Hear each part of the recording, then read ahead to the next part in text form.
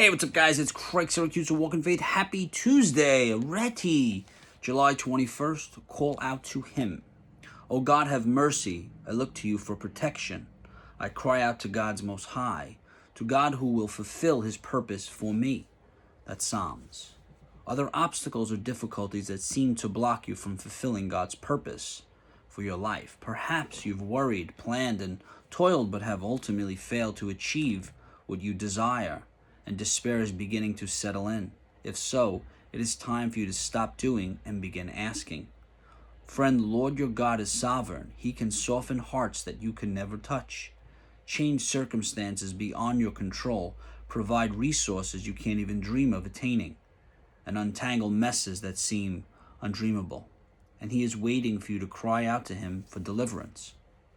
Friend, it is sheer pride that keeps you relying on yourself rather than depending on and obeying your Heavenly Father, who wants to be your strength, your life, and your all. Stop trying to figure everything out. Kneel before Him and leave all that concerns you in His hands. He will not fail you. Lord, you are my only hope and help. I count on you, Father. Lead me in the way I should go. Amen. In His presence, trust Him to fulfill His purpose for you.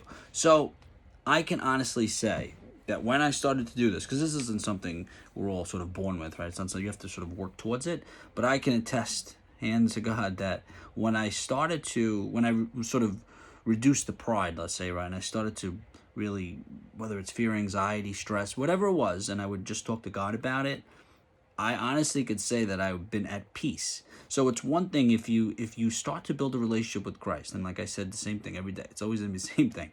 But once you do that and you start to talk to Him every day, and I think a lot of times people don't want to talk to God every day because of pride, right? They're like, I can figure it out on my own, or I'm going to rely on this person. If I learn that, and when we put God in the Sunday box. But if you humble yourself to God and you speak to God on a daily basis and ask Him for guidance and direction and discern His voice and all of that, you will see things just happen. And when they don't happen, you're not filled with stress and anxiety. If somebody doesn't come through because you relied on them and you thought He was going to be the one and He wasn't, you're not overwhelmed. You're like, okay, it's God's timing. It's God's will for your life.